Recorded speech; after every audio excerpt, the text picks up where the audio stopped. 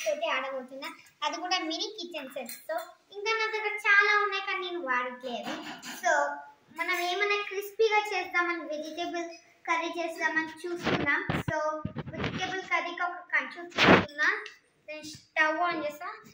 చూడండి ఎంత చిన్నగా ఉన్నాయో, చిన్న కంచు తీసుకుందా. మళ్ళీ అది వేడయ్యాక కొంచెం ఉండాలి. మళ్ళీ నేను ఇక్కడ ఆనియన్స్ ఇంకా టమాటోస్ కట్ చేసుకున్నా. ఇంకా అది వేడయ్యాక కొద్దిగంత ఆనియన్స్ టమాటోస్ వేసుకోవాలి. సో లైట్గా కొంచెం కింద పడిపోయింది, ఏం కాదు. సో బై మిస్టేక్ పడిపోయింది. నేను ఆనియన్స్ అయితే వేసిన, ఆనియన్స్ ఇవన్నీ వేసా. కాసేపు ఇవి ఉండని. సో ఇప్పుడు నేను కిచెన్లోకి పోయి ఒక బౌల్లో అన్ని మసాలాస్ మిక్స్ చేసుకొని వస్తాం, లేకపోతే మసాలాలు ఏంటి టేస్ట్ రాదు. సో చూడండి ఇది ఎలా అవుతుందో. సో అన్ని ఇంగ్రీడియంట్స్ వేసుకోవాల్సింది మనం. సో ఎంత క్రిస్పీగా చేస్తామో అన్నీ చూడండి. నేను ఇంకా మా కిచెన్ తీసుకొస్తా.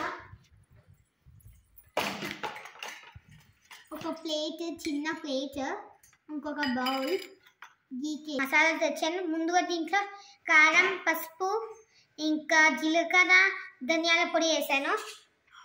సో ధనియాల పొడి చాలా బాగుంటుంది, టేస్ట్ వస్తుంది. సో ఇది దీంట్లో వేసేద్దాం.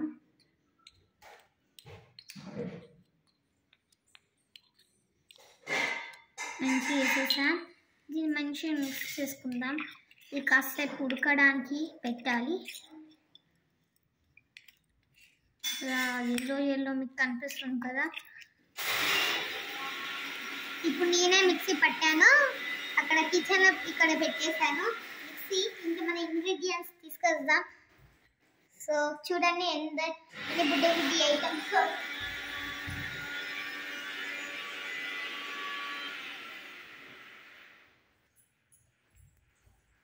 సో మళ్ళీ నేను వాటర్ తీసుకొచ్చా. ఇప్పుడు వేసిన బౌల్లోనే మీరు ఇప్పుడు పసుపు ఇవన్నీ వేసారు కదా మసాలాలు, ఆ బౌల్లోనే మళ్ళీ వాటర్ తీసుకొని రావాలి. సార్ అదే బౌల్లో ఈరోజైతే వెజిటేబుల్ బిర్యానీ మంచిగా ఉంటుంది. సో ఉడకడానికి కాసేపు పెట్టేసా. ఇప్పుడు మనం ఏం చేసుకోవాలి అంటే, నేను బుడ్డి గిన్నె పట్టుకున్నా. చూడండి ఎంత బుడ్డి. ఇప్పుడు నేనైతే వండుతున్నాను. సో చాలా బాగుంటుంది బిర్యానీ అయితే, వెజిటేబుల్ బిర్యానీ. సో దీన్ని ఎక్కువసేపు కలుపుతూ ఉండాలి. ఈ బిర్యానీని మంచిగా కలపాలి. వెజిటేబుల్ బిర్యానీలో మనం పనీర్ కూడా వేసుకోవచ్చు.